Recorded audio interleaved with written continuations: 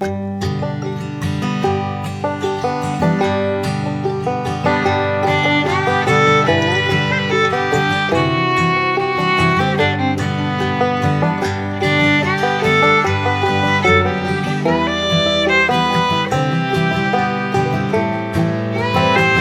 the river meets the stars. In a quiet riverside town nestled in the hills of northern England, lived a young woman named Alara. She was a schoolteacher, known for her soft voice and eyes that held a universe of dreams.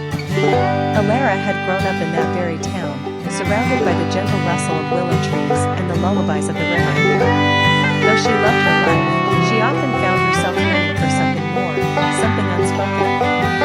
One crisp autumn evening, as the town was cloaked in amber leaves and golden light, a stranger arrived. His name was Rowan, a travel photographer who had come to document the countryside for a book. With sun-kissed skin and eyes like storm clouds, he carried stories from distant lands, tucked in every photograph he had taken. He stayed at the small inn near the river, just a few steps away from Alara's cottage. Their first meeting was unremarkable. He was buying coffee at the local bakery, and she was running late for school. She spilled her tea, he offered his napkin, and they exchanged awkward smiles.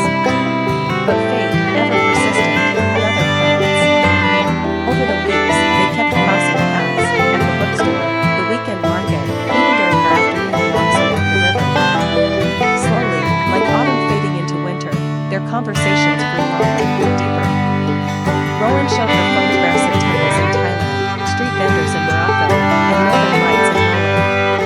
Alara, in turn, shared her favorite poetry, the stories of her students, and her dreams of someday seeing the world beyond the hills.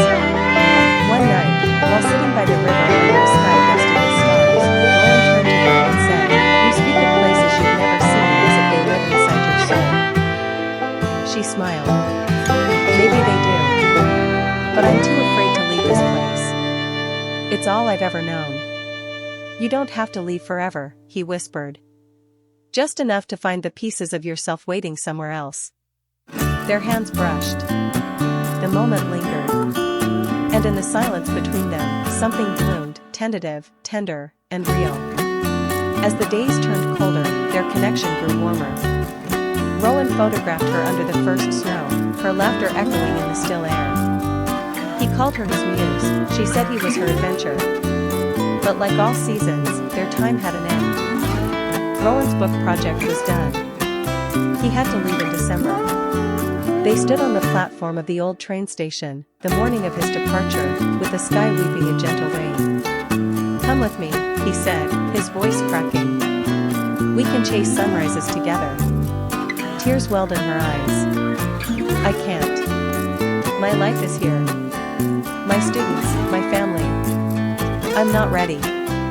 He nodded, kissed her forehead, and boarded the train. The winter was long.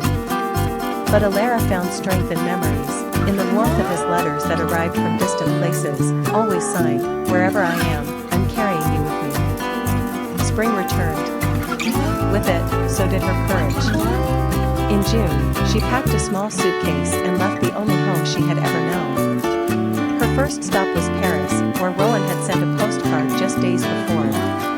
She found him on a quiet bridge over the Seine, camera around his neck, eyes searching the crowd. He saw her, and for a moment, the world paused.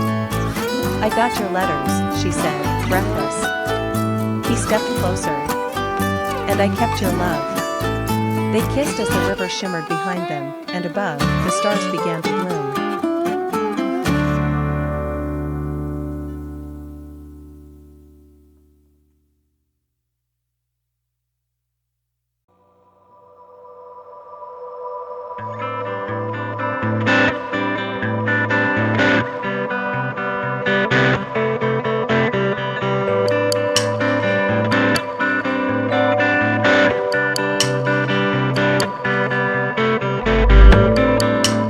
Winds of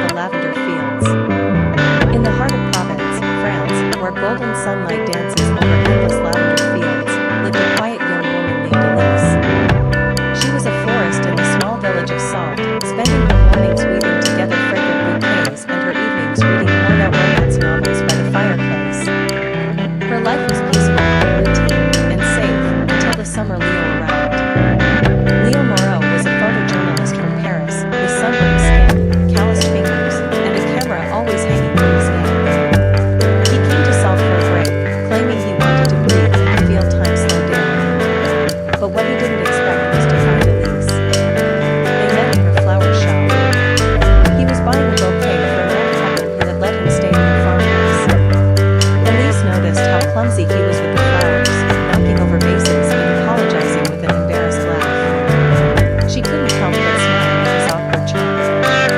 He came back the next day. And the next. At first, it was for more flowers. Then, it was just to talk. They began spending time together. He'd take photos of her while she arranged flowers, and she'd tease him about how city people didn't know how to hold a gardening tool properly.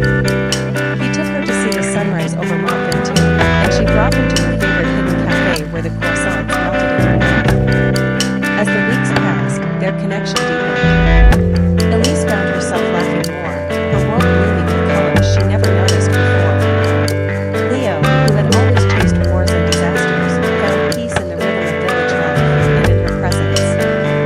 One evening, under a sky streaked with lavender and gold, Leo kissed her. It was soft, like the wind brushing through the fields, and filled with the unspoken promise of something more. But August came too quickly, and with it, the reality that Leo had to return to Paris. His editor was waiting, and assignments were piling up. Elise said nothing, only smiled and handed him a bouquet of dried lavender, so it would never wilt. The night before he left, they lay on a blanket beneath the stars. "Do you think love can last if it's far away?" she asked. "I don't know," he whispered. "But I think I'd regret it forever if I didn't try." They wrote letters. Long ones. With photos, dried petals, poetry, and thoughts too tender to speak aloud. Months passed. Then a year. Leo visited whenever he could. Each time, he stayed longer. Eventually, he made a choice. One spring morning, as Elise opened her shop, she found Leo standing there with a suitcase and a smile. "I don't want to live through a lens anymore," he said. "I want to live here. With you." They embraced, surrounded by the scent of lavender and a sky full of sunshine. And just like that, the quiet girl from the flower shop and the traveler from the city wrote the rest of their story. Day by day, petal by petal, in a village where the winds carried love through the lavender fields.